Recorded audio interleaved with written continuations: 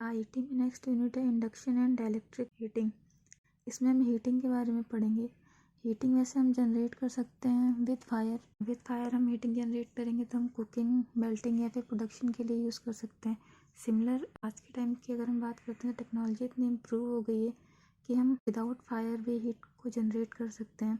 तो अगर हम विदाउट फायर हीट को जनरेट करते हैं तो हम सारे काम कर सकते हैं जैसे पहले करते थे विद फायर, कि कुकिंग का भी काम कर सकते हैं, मेल्टिंग या प्रोडक्शन कर सकते हैं।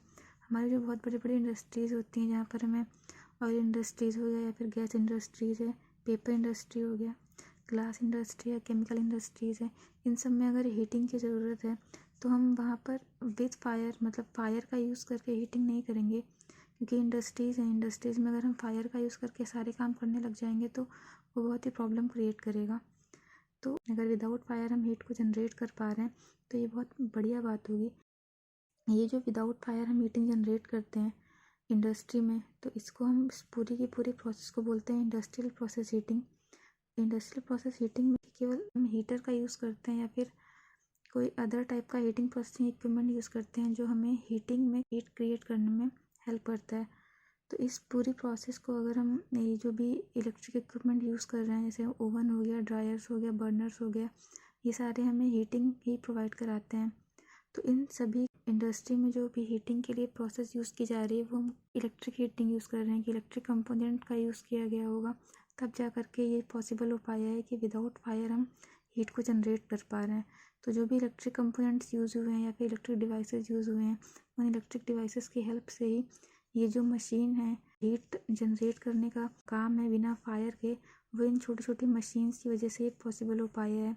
इन सभी मशीन्स में कुछ ऐसे इलेक्ट्रिक इक्विपमेंट या फिर इलेक्ट्रिक डिवाइसेस कनेक्ट की गई हैं या डिज़ाइन की गई हैं जिसकी हेल्प से ये ओवन्स या फिर ड्रायर्स या बर्नर्स काम करते हैं। तो इस पूरी की पूरी प्रोसेस को हम इलेक्ट्रिक हीटिंग नाम दे सकते हैं। इंडस्ट्री में अगर ये सारा का सारा हीटिंग प्रोसेस काम हो रहा है, बड़े लेवल पे काम हो रहा है, तो उसको हम लोग इंडस्ट्रियल प्रोसेस हीटिंग बोलेंगे।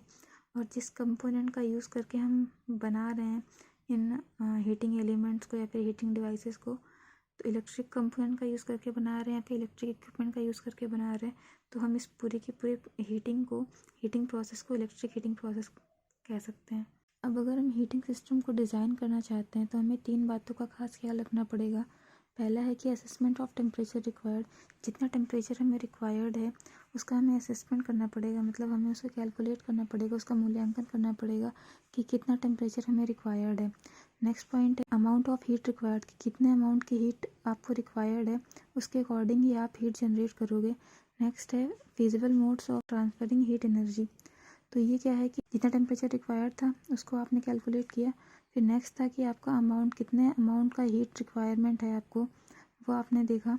नेक्स्ट है कि आपने जो हीट जनरेट किया है, जो आप हीट जनरेट करके लाए हो, जितना आपको रिक्वायरमेंट था हीट का, अब उस हीट को आप कैसे ट्रांसफ़र करोगे जहाँ भी आपको ज़रूरत है। तो किस मोड का यूज़ करके आप अपने हीट को ट्रांसफ़र करोगे जहाँ पे आपको हीटिंग प्रोसेस की ज़रूरत है या फिर जिस पर्टिकुलर पोर्शन में आपको हीटिंग करना है वहाँ तक उस हीट एनर्जी को जो आपने जनरेट किया या फिर जितनी हीट की रिक्वायरमेंट थी उसको कैसे ट्रांसफ़र करोगे। तो उसके लिए जो मोड हैं उन मोड का भी खास ख्याल रखना पड़ेगा कि आप किन किन मोड का यूज़ करोगे। तो 3 मोड का यूज़ हम कर सकते हैं, conduction, convection and radiation. In 3 modes का यूज़ करके ही हम हीट का ट्रांसफ़र कर सकते हैं।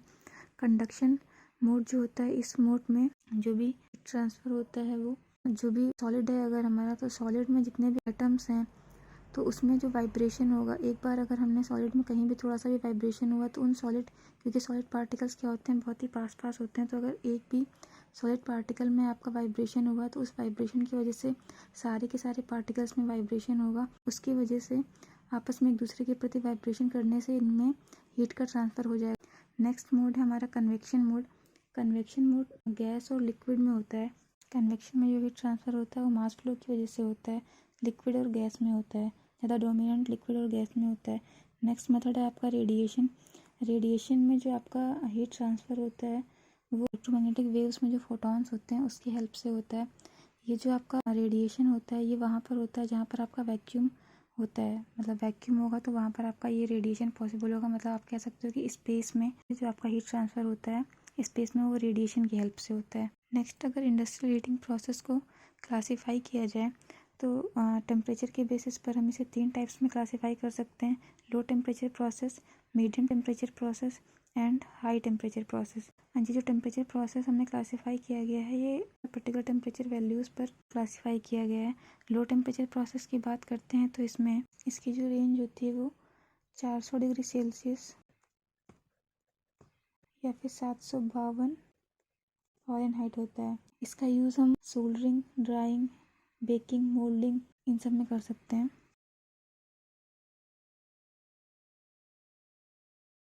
नेक्स्ट हमारा क्लासिफिकेशन है medium temperature process.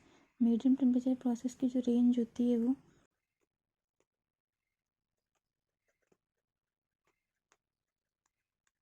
Medium temperature range होती है वो होती है 400 डिग्री सेल्सियस या फिर 1150 डिग्री सेल्सियस।